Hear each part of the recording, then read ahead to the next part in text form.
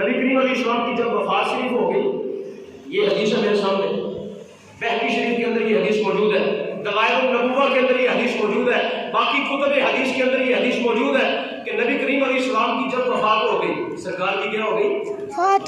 وفات ہو گئی۔ اب صحابہ کرام میں اختلاف ہو گیا کہ سرکار دو عالم کے کپڑے مبارک اتارے غسل دینے کے لیے یا نہ اتارے۔ یہ حدیث میرے سامنے میں پڑھتا ہوں، صحابہ میں اختلاف ہو گیا۔ کچھ لوگ کہتے ہیں کہ سرکار دو عالم کے کپڑے باقی جس طرح ہم اتارتے ہیں مردوں کے کپڑے اتارو، کچھ کہتے ہیں کپڑے اتارو، کچھ صحابہ کہتے ہیں حضور کے کپڑے۔ بات سمجھ آ رہی ہے کہ پنجابی سے گل کر رہا ہوں؟ تو کچھ صحابہ کہتے ہیں کپڑے اتارو، کچھ صحابہ کہتے ہیں کپڑے نہ اتارو۔ اختلاف ہو گیا۔ اب جو ہے کیا، اب کیا کیا جائے؟ اب سنیں حدیث کے لفظ، فلما اختلفوا، جب صحابہ کا آپس میں اختلاف ہوا، القى الله عليهم النوم حتى ما منهم رجل الا وذكره في صدوره في صدره ثم كلمهم مكلم من ناحية البيت۔ حدیث کا لفظ یہ ہے کہ جب صحابہ میں اختلاف ہوا نا تو اللہ رب العالمین نے جو گھر کے اندر صحابہ تھے ان کو بھی، جو باہر گھر سے باہر انتظار کر رہے تھے ان سب صحابہ کو بھی اللہ پاک نے سب پہ نیند طاری کر دی۔ سب پہ کیا طاری کر دی؟ نیند، اونگ۔ بندہ بیٹھے بیٹھے سویا تھا نا، اس کو کیا کہتے ہیں؟ اونگ رہا ہے بندہ، کہتے ہیں وَذَكْرُهُ فِي صَدْرِهِ، سب صحابہ کی ٹھوڑیاں جو ہے وہ سینے پہ لٹک گئی۔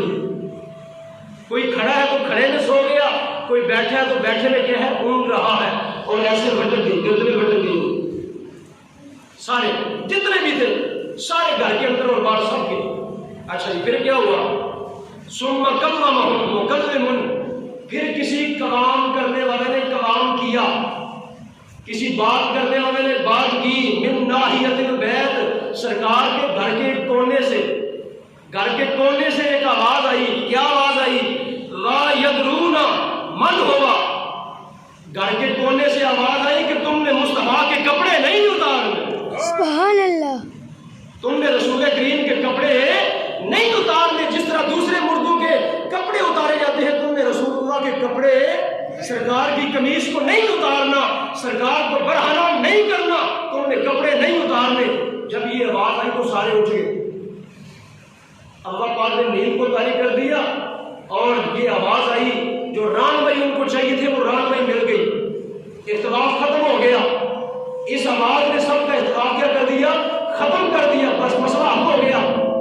بعد میں مفسرین نے لکھا یہ کون شخص تھا؟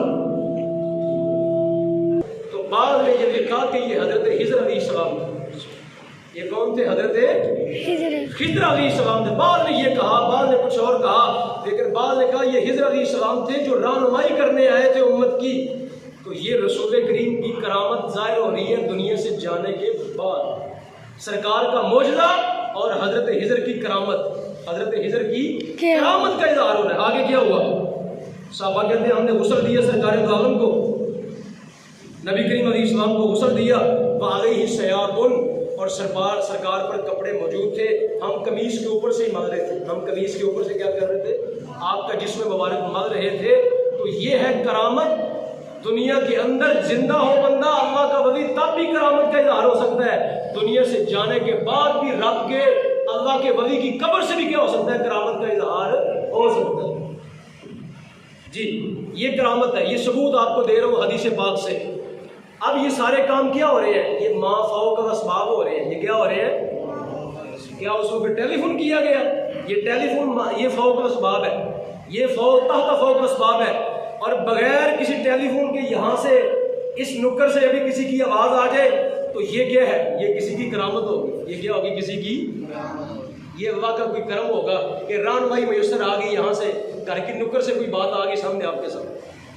آگے چلیں، آخری حدیث سنا رہا ہوں آپ کو، اس کے بعد جمعے کا ٹائم شروع ہو گیا، شارٹ کٹ کر رہا ہوں۔ یہ حدیث پاک ہے میرے سامنے، شرح السنہ کے اندر یہ حدیث موجود ہے، مشکات شریف کے اندر یہ حدیث موجود ہے کہ نبی کریم علیہ السلام کے ایک غلام تھے جن کا نام تھا حضرت سفینہ، جن کا نام تھا حضرت، نام ان کا کوئی اور تھا۔ ایک دفعہ جنگ کے موقع پر یہ جا رہے تھے تو سرکار دو عالم نے ان کے اوپر اپنا سامان لاد دیا، ان کی کمر پہ حضور نے اپنا سامان رکھا، کچھ اور صحابہ نے بھی سامان رکھ دیا۔ تو سرکار نے کہا آج کے بعد یہ ہمارا سفینہ ہے، اور کشتی ہوتی ہے نا، کشتی کو سفینہ کہتے ہیں، سرکار نے فرمایا آج کے بعد یہ ہمارا سفینہ ہے، مراد ہے سامان کو اٹھانے والا، سامان کو۔ اس کے بعد ان کا نام ہی لوگوں کو بھول گیا، اب جب بھی ان کو پکارتے تو وہ کیا کہتے؟ سفینہ آ رہا۔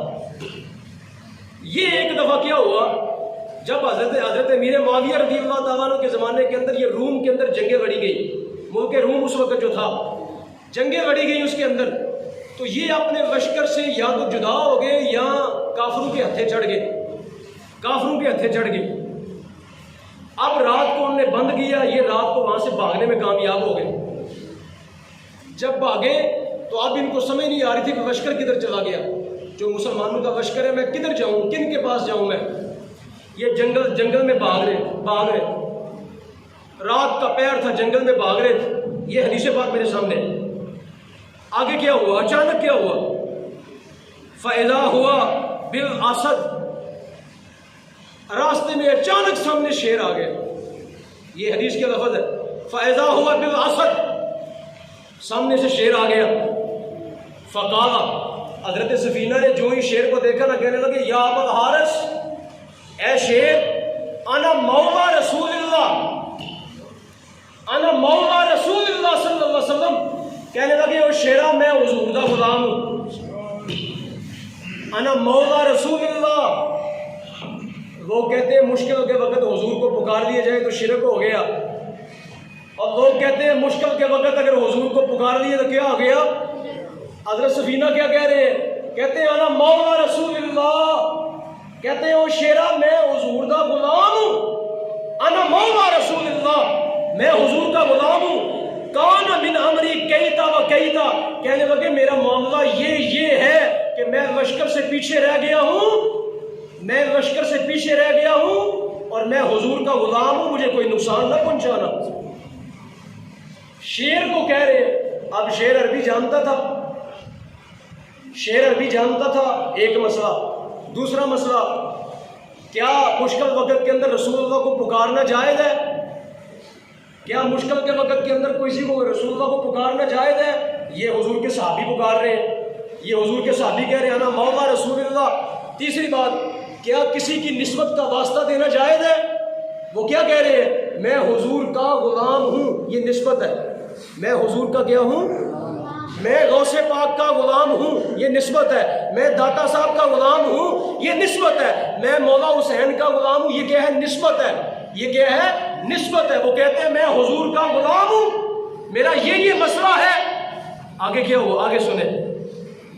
فَأَقْبَلَ الْأَسَدُ، شیر پیچھے ہٹ گیا، بس دم ملانے لگا، اپنی دم ملانے لگا۔ مطلب کیا تھا کہ میں تمہیں کچھ نہیں کہوں گا، اب میں تیرا ساتھی ہوں، اب میں جانتا ہوں کہ تو کون ہے، میں جانتا ہوں تو کون ہے۔ آگے کیا کیا؟